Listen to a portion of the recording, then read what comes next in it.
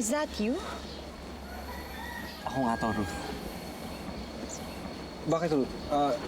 Hindi mo ba siya kilala? Hindi ako sure. Ilang beses lang naman kami nagkita noon eh. Tsaka matagal na yun. Hindi mo nga siguro maalala. Pero ako, tandang-tanda ko pa kung paano mo pinakilala sa akin si Maggie. Sa isang bar sa Libis. Mas love at first sight. Ruth, totoo ba yun? Tama. Pero bakit parang ang laki naman ang pinagbago mo? Matagal na panahon din, ng 15 years. Ito ang mga papeles na nagpapatunay na siya si Brent. Nandito ang passport at lisensya niya. Paano mo siya nakita kagad? Dali lang. Mula school records niya, tuntun ko ang previous address pati mga umampon sa kanya. Pagkatapos na naging madali na lang ang lahat. Ibig sabihin, ampun ka rin. Isa yon sa mga things in common namin ni Maggie. Parehas kasi kami. Pero siya, mas naging prinsesa sa mga umampun sa kanya. Ako, itinuring na basura. Pero sa mga pagkakarinig ko itinapon din pala siya. Are you accusing me of something? Ha? Baka nakakalimutan mo. Ikaw nang iwan sa anak ko matapos mo buntisin. Hindi ko alam na nabuntis pala siya. Lumayo ko dahil alam ko naging bad influence ako sa kanya.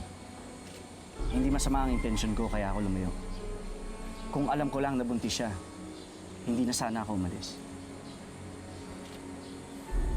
Kayo, ano ang excuse niyo? Bakit niyo siya pinabayaan? That's enough. Hindi ito ang tamang lugar at oras para magsumbatan.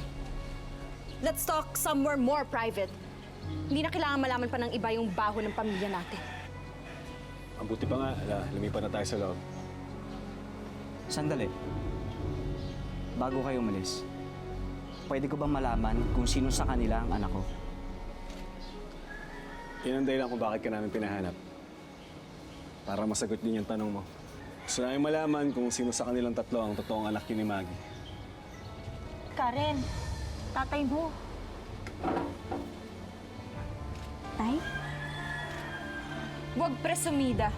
Hintayin ang DNA test.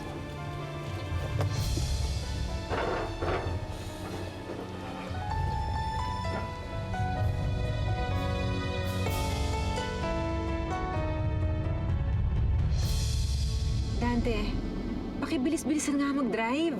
Yes, ma'am. Ma-relax. Di natin kailangan magmadali.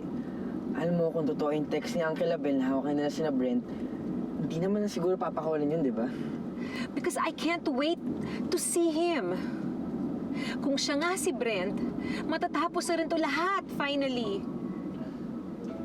Alam mo, bakit ba sobrang affected ka na malaman ng tunay na anak ka rin, Nina? Because I've been living in guilt, Briggs. Guilty rin ako sa nangyari kay Maggie noon.